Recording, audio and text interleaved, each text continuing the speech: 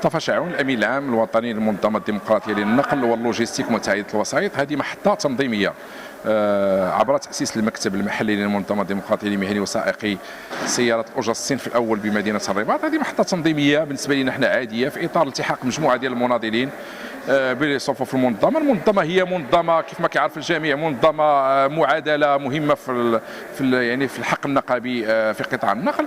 المنظمه منفتحه على كل الكفاءات وكل الاطارات وكل المناضلات والمناضلين في كل انماط النقل. اذا مجموعه ديال الاخوان التحقوا بالمنظمه، وحنا ما علينا الا ان نباركوا هذا الالتحاق، لانه غيكون قيمه مضافه للمكاتب اللي كتوفر عليها المنظمه في قطاع النقل بواسطه اللوجي، لان هذا القطاع مهم ومهم جدا اليوم، خصوصا ان الدوله هي ماضيه حسب تصريح السيد وزير الداخليه ماضيه في الاصلاح، والاصلاح لابد ان يكون يعني في اطار تشاركي، وفي اطار تشاركي معنا احنا كامان عامه، ولكن لابد ان يعني ننفتحوا على كل المكاتب المجاليه والمحليه الاقليميه والجهويه لمناضلاتنا ومناضلينا من اجل اشراكهم في اي مقترح ستقدمه الحكومه لا محاله يعني في الشهور القادمه المقبله.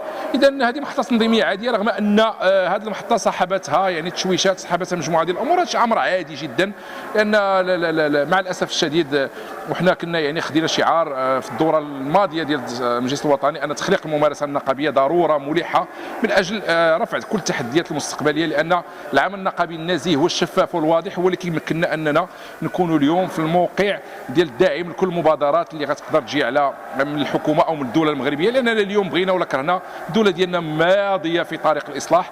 اوراش كبرى مفتوحه، لابد ان قطاع النقل وقطاع السياط اللوجي يواكب كذلك هذه الاوراش المفتوحه بطبيعه الحال في اطاره المندمج والتشاركي مع النقابات والهيئات والمنظمات الجاده والمعقوله.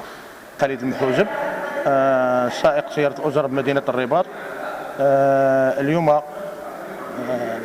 اقترحوا لنا بعض الاخوان باش نديروا واحد المكتب محلي ديالنا ديال مدينه الرباط، والحمد لله درنا جمع الاخوان واتحدوا الاخوان وداروا يد في يد ودرنا هذا المكتب هذا اللي شفتوه اليوم كان النجاح ديالو.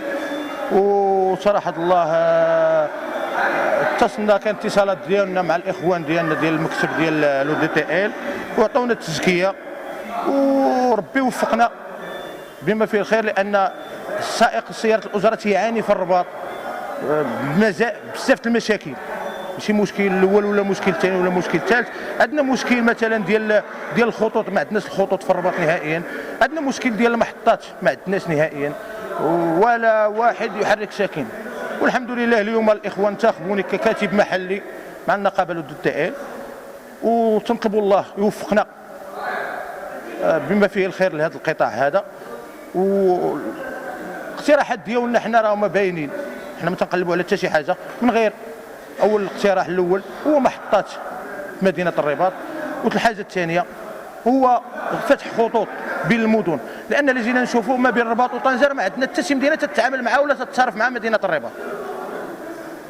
وتشكروا الاخوان كاملين صراحه، السلطه المحليه ولا الولائيه ولا الامن ولا الاخوان كاملين اللي وقفوا معنا وساعدونا. والسلام عليكم.